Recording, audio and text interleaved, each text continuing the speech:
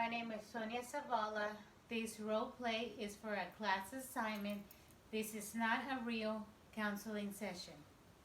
Hi, David. How are you today? Excuse me. Oh, I'm doing great. Excuse me. That's good to hear that you're doing great. How's your wife? How's your family? Oh, wow. I have to admit, the last being that I've seen you the last couple of weeks, uh, let's say 3 weeks, right? I think about 3 weeks. Oh, everything's going good. It seems like we're somewhat more open, um, more talkative. Um, I kind of leaped into to uh, just trying to be more open, with my family. So my wife's on board. She's really helping me out. So I think this last week has been really good. That is good to hear that. I can hear that you're communicating with your wife and everything is going better with the Excuse me. communication. Yes. Continue to work on it. It takes practice. It takes a lot of patience, but stay positive, Excuse me. okay? Yes. Today in this counseling session, we're going to work on a technique that I want to listen to your story, okay? The goal is telling your own story to find a new meaning in all experiences. Okay. I have a verse for you. It's in Psalms 118, verse 6. The Lord is on my side. I will not fear. What do you think of this, David? I'll be honest with you. Probably about 3 weeks ago, um, I couldn't really tell you what that meant because yes, I was raised Catholic. Yes, I believe in God.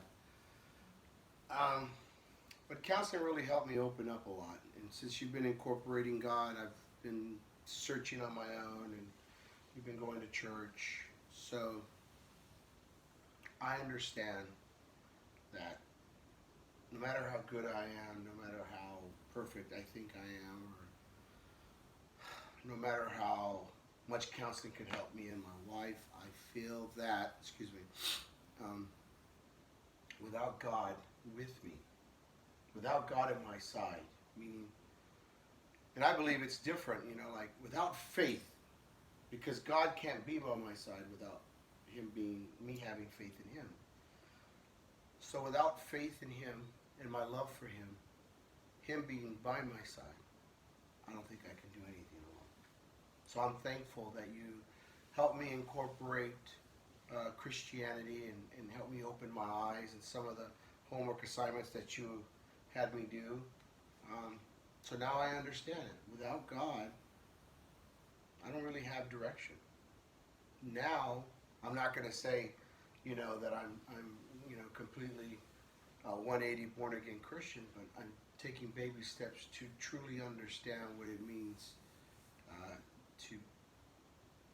to be a good Christian, someone who can actually say, I love God and I'm thankful that He's in my heart.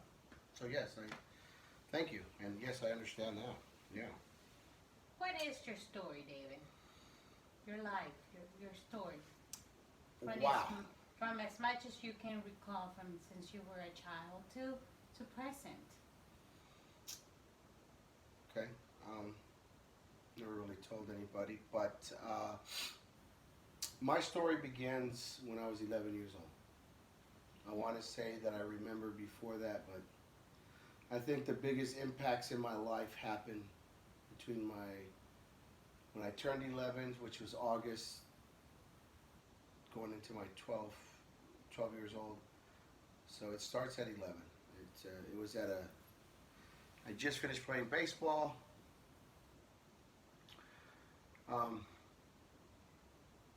All my brothers and sisters, I'm 10 years younger than my brothers and sisters. So the youngest sibling above me, I'm the youngest by 10 years. So I'm the baby.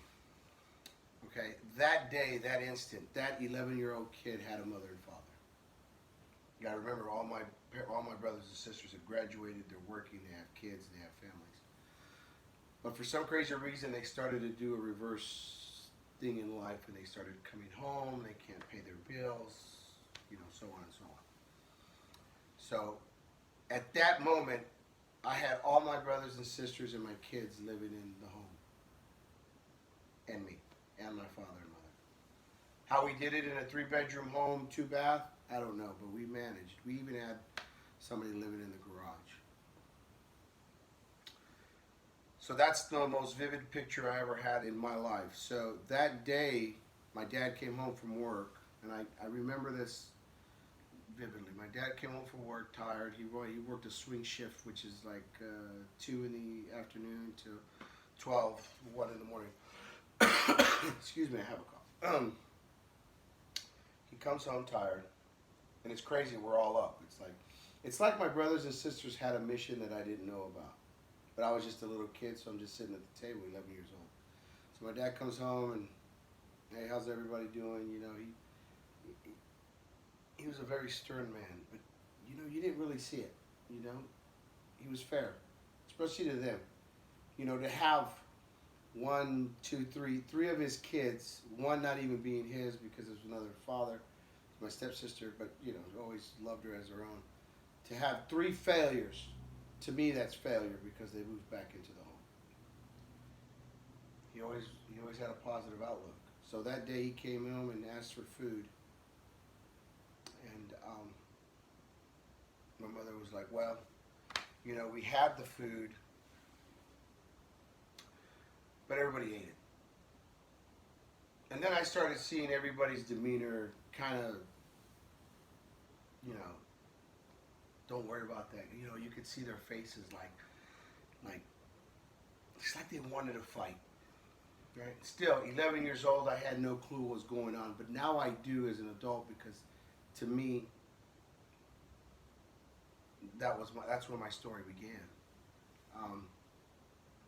And all of a sudden, my brother says, well, there is no food because we ate it.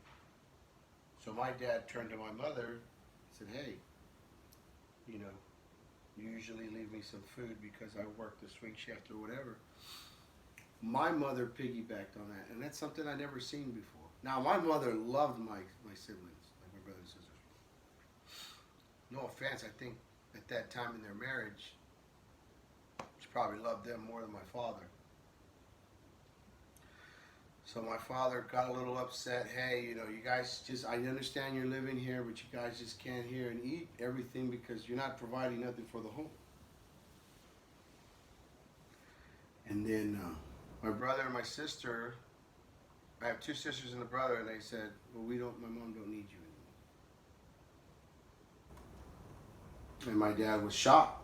And my mother didn't even have a shocked look on her face, but she was agreeing, you know what? I don't need you anymore. I got them. And this is what I want, this circle of trust. I'm sitting there like, hold on. At 2 o'clock, I had a mother and a father. Now it's 1 o'clock in the morning. It appeared to me that I was losing. Now, it doesn't make a difference for them because they're 20 years old, 25, 30, whatever. I'm 11 years old. Anyway, so my dad looked at her and she said, is this what you want? And she said, yes. My kids are going to help me. Didn't ask me. My dad didn't look at me. My dad saying, hey, I have an 11-year-old kid. It's like everybody, I don't know if you ever seen those movies where everything moves and then you're just sitting there in a room by yourself and you're like trying to scream out. I was screaming out like, hey, I'm right here. And it didn't work. My dad grabbed his stuff and he left. So that day when I was 11 years old, I wish I knew what year it was. I was 1983, probably 84. 1984, my dad grabbed his bag and left. Now, it's he moved, he left, and so imagine 2 o'clock in the afternoon, I had a father. 1 o'clock the next morning, I didn't have a father, and then that's where my life began. Because we were a happy family. Even if we had my brothers and sisters that were insignificant and not making it in life or whatever, they were there. My dad was happy. Now they're cheering.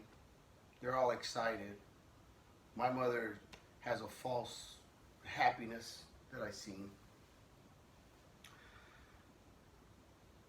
And that's when it started the downfall. Within weeks, within months, 1 month. Like, my mother was there, my dad took his money. And one by one, everybody left. One brother, my sister left, my other sister left. My mother's like, hey, what now? I can't afford this home. But never once did she say my name. Hey, I'm a mother with an 11-year-old kid that can't afford rent and nothing. You know, what do I do? And that's when it hit me. I was alone. I was angry. You know, and I didn't hate my dad for leaving. I understood why he left. And I understand more now why he left. Because God gives you kids, but you're not there to raise them for the rest of your life. There's got to be a point in their life where they got to take responsibility, and I get that. So I wasn't mad at my father. I was mad at my mom. I was like, why did you do that? Why did you pick them over him, and now you don't have nobody? So months went by. She couldn't feed me. She couldn't, you know, she couldn't do a lot of things. She went into a depression. And I don't think it was a depression because she lost her husband. It was a depression because her favorite kids had just walked out the door. No food. My dad was the most, I'm going to get you back, didn't pay for nothing, didn't. And then my mother was so headstrong that she was like, I'm not going to ask for nothing. Months went by and no food. She had a stroke. I don't know if it was because of the high blood pressure, everything that was going on with her. There I was taking care of a woman, bathing her, giving her her medicine, staying at the hospital, taking care of her home, and I was 11. I was 11 years old. At 12 years old, my brothers were in gangs at that time. And I made a decision. I had to make money. Somehow. Now, I still associated with my sisters and my brothers. You know, I was their babysitter. So at 11 years old, I went from being a child loving baseball to no father, no mother because she was depressed, a full-time caregiver because I had to watch all of them because they had no money. And not only that, I'm thankful that God made me, or I'm not saying God made me, but I was a clean fanatic. So my mother would drop me off at each home and I would have to clean their houses because I don't know how they grew up thinking they're just going to be dirty because we were never raised that way, but that's happened. So I turned the bad way. I had so much hate. I never forgave a lot of people. I went the wrong direction. Started being in gangs. I went to jail. I did 4 years in juvenile hall. And my dad came to see me and said, what are you going to do with your life? And I said, you know, and it's crazy because I always respected my father, even though that guy was never there. You imagine, I went to juvenile hall. He left me at 11. Now, he wasn't in another state or another city. He was in the same city, so he was like right down the street. But he didn't want to see me. So 12, 13, 14, almost 14, 15, I went to juvenile hall. 15, 16, 17, 18, that's 7 years. He shows up because thankfully I'm a little bit intelligent. And remember, I didn't have no high school, nothing. So I was able to get a scholarship. They called everybody. My mother's still depressed because she wants her other kids, you know. My dad came and said, now my dad's 29 years in the service, retired, you know. when I was the little guy, he was in the military, but now he's not. I said, I want to take this scholarship, man. I want to go to college, Dad. I'm smart. I said, no, you're going to go with me. He took me to the recruiter.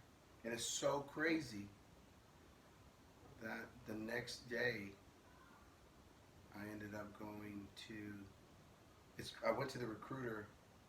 They said, get him out of here as soon as possible. They shipped me to LA during the LA riots. I was locked in a hotel when the whole LA was burning down. And then they shipped me out the next day. From juvenile hall, a confinement place where I lived for 4 years, to another confinement for the next 22 years that I served in the military. And I retired. So if my dad didn't make an impact on me, it shows that he had, because I stayed in the military and I retired. But if you notice, my story is from 11 to 12. That made me not want to talk to nobody. That made me, my communication kept me in a hole. I didn't care. Till now. So I found somebody I love. I'm trying my best. Yeah. People have stories that they remember from 3 years old till I'm 47 now. But my story was from 11 to 12. And that was probably the scariest year of my life. Destroyed me. Made me strong. Made me a better person. Made me fight for things that I don't know if I can fight for, but 11 to 12. Sorry. And so that's my story. I don't know if that's what you were looking for, but I don't have a big story to where it lasts till now, because I think that 1 year, man, defined who I am. Look at me now, so. Had an impact on you, I can see. Mm-hmm. Thank you for sharing your story. I do want to give you a word of encouragement. That was good to know a little bit more where you're coming from, on what has impacted you, till you are now. But the word of encouragement that I would like to share with you is Matthew 28, verse 20. God will go before you, walk beside you, stand behind you always. With these words, just remember that He is there for you. You can turn to Him.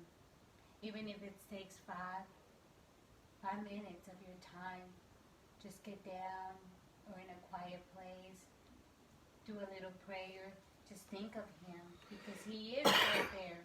And I can see that is helping you to look to the future and to stay positive. I am gonna want to see you next week. Would that be okay with you? Yes, that would be great. And we will continue to talk a little bit more about today's session. But thank you for coming today, and please don't hesitate if you want to talk to someone. I'm here. You got my number. Called. I encourage you to continue to seek that outside resources. Continue to go to church, and we're here for you. Okay? Mm-hmm. Thank you, David, for coming today. I got a question. Do you Yes. think it'd be possible for my wife to attend the counseling sessions? I would like her to. Yeah, I would definitely like for you guys to come together, so I can meet her and definitely provide a session for you guys. Okay, thank you. Thank you, David, for Yeah, coming. appreciate it.